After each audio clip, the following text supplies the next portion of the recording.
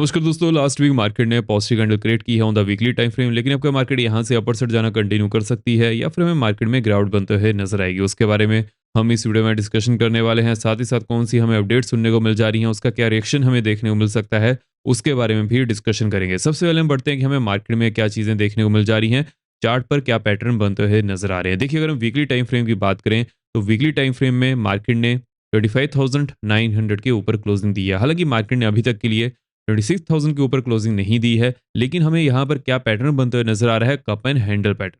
अब एक cup and handle pattern जो हमारे पास यहाँ पर देखने को मिल जा रहा है, इसकी क्या पॉसिबिलिटी है, कैसे इसको लेकर चलना है, उसके बारे में बात कर लेते हैं। लेकिन उससे पहले हम कौन सी हमारे पास यहाँ पर इंपॉर्टेंट अपडेट निकल कर आ रही है जिसका इम्पैक्ट हमें मार्केट पर देखने को मिल सकता है, उसके बारे में डिस्कशन करेंगे। लेकिन वीडियो में आगे बढ़ने से पहले वीडियो को लाइक करते हुए जाइए। जो भी आपके क्वेश्चन रहते हैं कमेंट सेक्शन में उसके बारे में पूछ लिया कीजिए, मैं सभी कमेंट्स पढ़ता हूँ। मेक श्योर कीजिए चैनल को सब्सक्राइब भी जरूर कर लीजिएगा और बेल को ऑल पर रखिएगा सो दैट आप यहाँ पर कोई वीडियो मिस ना कर पाए। नेक्स्ट वीक मार्केट के लिए बहुत ज़्यादा इंपॉर्टेंट होने वाला है। अब यहाँ पर मार्केट की रेंज ऑलमोस्ट 700 टू 800 पॉइंट की बनते हुए नजर आ रही है। बैंक्स की बात कर लेते हैं। देखिए, बैंक्स में ऑलमोस्ट 1800 टू 2000 की रेंज हमें देखने को मिल सकती है। इसके बारे में हम आगे जोन्स के बारे में भी डिस्कशन करेंगे on the weekly time frame. उससे पहले हम जो इंपॉर्टेंट यहाँ पर अपडेट है उनको कंप्लीट कर लेते हैं। अपडेट की तरफ बढ़ेंगे, कौन से हमें अपडेट सुनने को मिल जा रही है। देखिए, जैसे कि यूएसए में गवर्नमेंट शटडाउन ओवर हो चुका है, which is a good thing. लेकिन फिर भी अगर हम मार्केट के ओवरऑल सिनेरियो की बात करें, अगर हम यूएस मार्केट की बात करें तो यूएस मार्केट फ्राइडे दिन नेगेटिव में क्लोजिंग दी थी। उसके पीछे का क्या रीजन था, उसके बारे में बात कर लेते हैं। देखिए, जैसे कि मैंने आपको इस चीज़ के बारे में अपडेट किया था, जैसे ही गवर्नमेंट शटडाउन खत्म होगा उसके बाद हमें मार्केट में फियर देखने को मिल सकता है। उसके पीछे का क्या रीजन है, बिकॉज डाटा आने शुरू हो जाएंगे। अगर डाटा यहाँ पर आते हैं, उस समय इसकी पॉसिबिलिटी ज़्यादा थी कि ये डाटा एक्सपेक्टेड लाइन से नीचे आने वाले हैं। और इस चीज़ के बारे में मैंने आपको अपडेट भी किया था।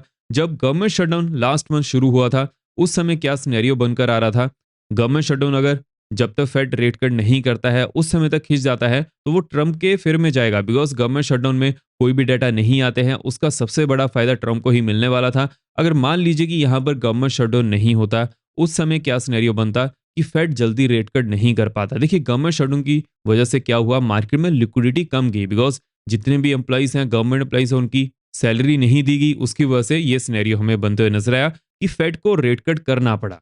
लेकिन अब गवर्नमेंट शटडाउन यहाँ पर खत्म हो चुका है, जिसकी वजह से जो डाटा आने वाले हैं उसकी वजह से मार्केट में फियर है। और ये चीज हमें ऑल ओवर मार्केट में देखने को मिल जा रही है, ऑल ओवर सेक्टर्स में देखने को मिल जा रही है। लेकिन अगर हम नेक्स्ट अपडेट की तरफ बढ़ेंगे, नेक्स्ट कौन सी अपडेट है, उसका हमें मार्केट पर कैसे इंपैक्ट देखने को मिल सकता है। देखिए, ट्रम्प कंटिन्यूसली इस चीज के ऊपर बात कर रहे हैं कि यूएस और इंडिया की जो टैरिफ डील है वो जल्दी कंप्लीट हो सकती है।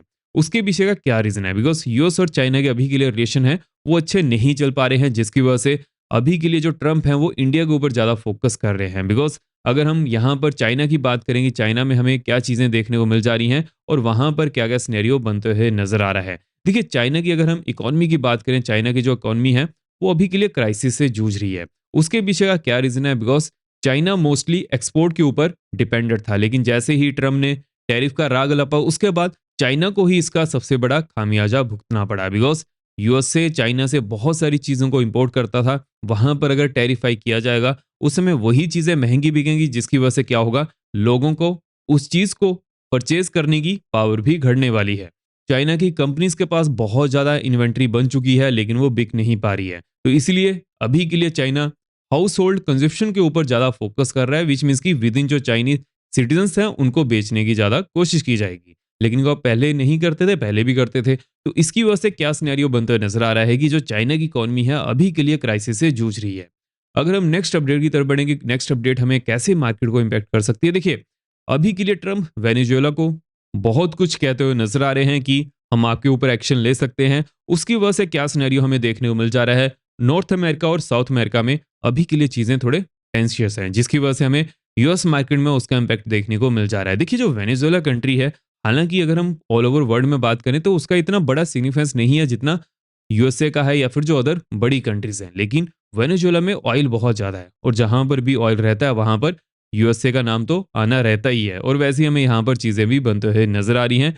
अगेन यहाँ पर इस सिनेरियो देखने को मिल जा रहा है, जिसकी वजह से मार्केट उसको कोशिश लेकर चलते हुए नजर आ रही है।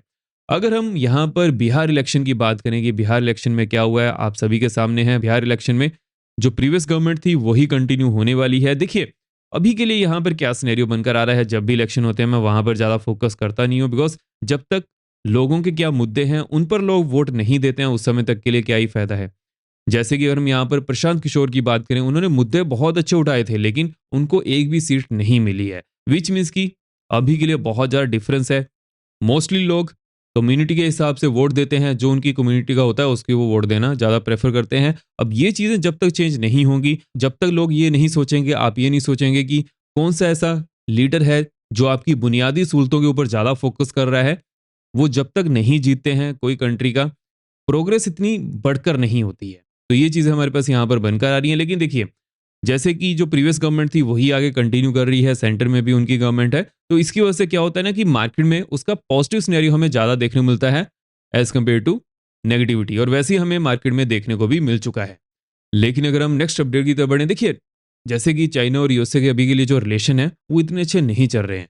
जबकि ट्रंप चाइना के प्रेसिडेंट शी से भी मिले थे, उन्होंने ये कहा था कि हाँ, हम 1 साल तक सोयाबीन को परचेज़ करने वाले हैं, लेकिन अभी के लिए यहाँ पर कुछ ऐसी चीज़ें बनते हुए नज़र आ रही हैं, जितना बड़ा नंबर ट्रंप ने दिया था, उतना बड़ा नंबर तो चाइना कभी परचेज़ ही नहीं करेगा, ये कहना ठीक रहेगा। लेकिन इसके बेसिस पर हमारे पास यहाँ पर क्या चीज़ें बनते हुए नज़र आ रही हैं, यूएस और चाइना के जो रिलेशन है, वो इतने अच्छे अभी के लिए नहीं चल पा रहे हैं।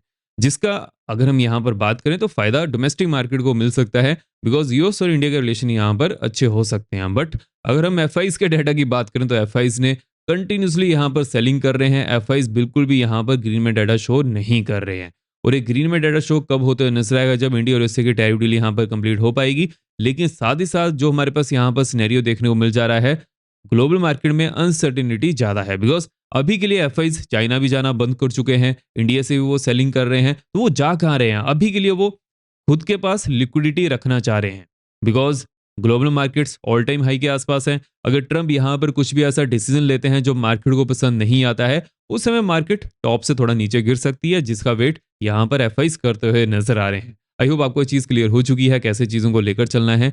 लेकिन अगर हम यहाँ पर यूएस मार्केट के डाटा की बात करें, देखिए जैसे कि गवर्नमेंट शटडाउन खत्म हो चुका है, अभी के लिए जो डाटा हैं वो आना शुरू होने वाले हैं।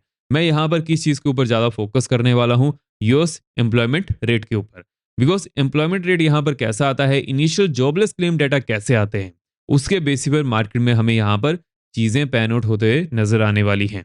और कौन सी इंपॉर्टेंट जोन्स हैं जिनके ऊपर हमें फोकस करके चलना है, उसके बारे में बात कर लेते हैं। देखिए अगर हम डेली टाइम फ्रेम की तरफ बढ़ें, तो हमें डेली टाइम फ्रेम में क्या चीज़ें देखने को मिल जा रही हैं। डेली टाइम फ्रेम में फ्राइडे दिन मार्केट ने एक ग्रीन कैंडल क्रिएट की है, लेकिन जो थर्सडे की कैंडल थी उसके ऊपर मार्केट अभी के लिए नहीं निकल पाई है। यहाँ पर एक वेट करना पड़ेगा 26,000 के ऊपर क्लोजिंग मिलने का। अगर 26,000 के ऊपर क्लोजिंग मिलती है, एक बड़ा होल नंबर है। अगर इसके ऊपर मार्केट क्लोज करती है on the daily time frame, उसके बाद यहाँ पर हमें मोमेंटम मिलने की पॉसिबिलिटी ज़्यादा बनते हुए नजर आएगी, जिसके बाद यहाँ पर जो नेक्स्ट जोन होने वाली है 225 की बनते हुए नजर आ रही है। उसके बाद जो नेक्स्ट जोन हमें यहाँ पर देखने को मिल सकती है ऑलमोस्ट 400 की बनते हुए नजर आ रही है। लेकिन जो नेक्स्ट यहाँ पर एक इमीडिएट रेजिस्टेंस जोन है on the daily time frame 400 की बनते हुए नजर आ रही है। अगर मार्केट यहाँ पर पहुंचती है तो रेजिस्टेंस फेस कर सकती है। जब भी मार्केट इस जोन के आसपास आएगी फिर से मार्केट को एनालाइज करेंगे। लोअर एंड की बात कर लेते हैं। देखिए लोअर एंड में अगर मार्केट 25,700 के नीचे डेली चार्ट्स के ऊपर क्लोजिंग देती है, उसके बाद नेक्स्ट जोन यहाँ पर ऑलमोस्ट 550 की बनते हुए नजर आ रही है, एंड देन 375 की नेक्स्ट जोन देखने को मिल सकती है।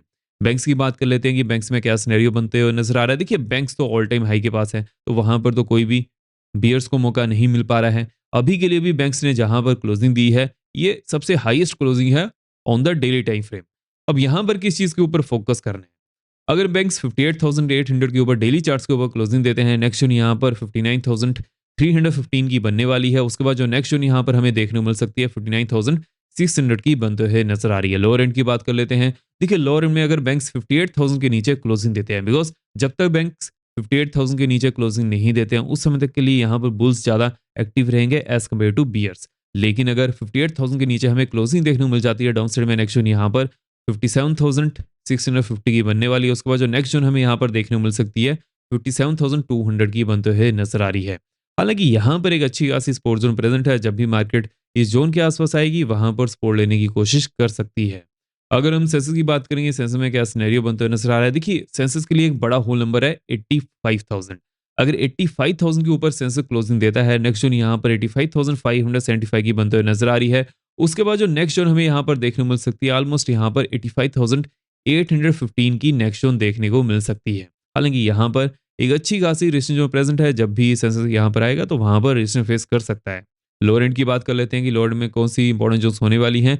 84,000 के नीचे अगर डेली चार्ट्स के ऊपर हमें क्लोजिंग देखने को मिल जाती है, डाउन साइड में नेक्स्ट जोन यहाँ पर 83,475 की बनते हुए नजर आ रही है। उसके बाद जो नेक्स्ट जोन यहाँ पर हमें देखने को मिल सकती है 83,000। अगर हम मिड कैप निफ्टी की बात करें कि मिड कैप निफ्टी में कौन सी इंपॉर्टेंट जोन्स होने वाली हैं, देखिए mid cap Nifty all time high के पास है, तो वहां पर किस चीज के ऊपर फोकस करना है। अगर मिड कैप निफ्टी 13,950 के ऊपर डेली चार्ट्स के ऊपर क्लोजिंग देता है, उसके बाद यहाँ पर जो बियर्स रहेंगे वो एग्जिट करना शुरू करेंगे और बुल्स यहाँ पर एक्टिव हो जाएंगे, जिसकी वजह से जो नेक्स्ट जोन हमारे पास यहाँ पर देखने को मिल सकती है 115। एंड देन जो यहाँ पर नेक्स्ट जोन बनकर नजर आ रही है 14,240 की देखने को मिल सकती है। लोअर एंड की बात कर लेते हैं। देखिए अभी के लिए लोअर एंड में बियर्स एक्टिव एरिया कहाँ पर है, 13,775। अगर 775 के नीचे डेली चार्ट्स के ऊपर हमें क्लोजिंग देखने को मिल जाती है, डाउन साइड में नेक्स्ट जोन यहाँ पर 665 की बनने वाली है। उसके बाद जो नेक्स्ट जोन यहाँ पर बनते हुए नजर आ रही है 525 की देखने को मिल सकती है। तो जो यहाँ पर इंपॉर्टेंट जोन्स बनकर आ रही हैं उनके बारे में हमने डिस्कशन कर ली है। आई होप आपको वीडियो इन्फॉर्मेटिव मिलेगी हो। नेक्स्ट वीडियो में हम मंडे के लिए यहाँ पर कौन सी इंपॉर्टेंट जोन्स होने वाली हैं उसके बारे में बात करेंगे। मेक श्योर कीजिएगा वीडियो लाइक करते जाएगा। अब हम मिलते हैं नेक्स्ट वीडियो में। जय हिंद।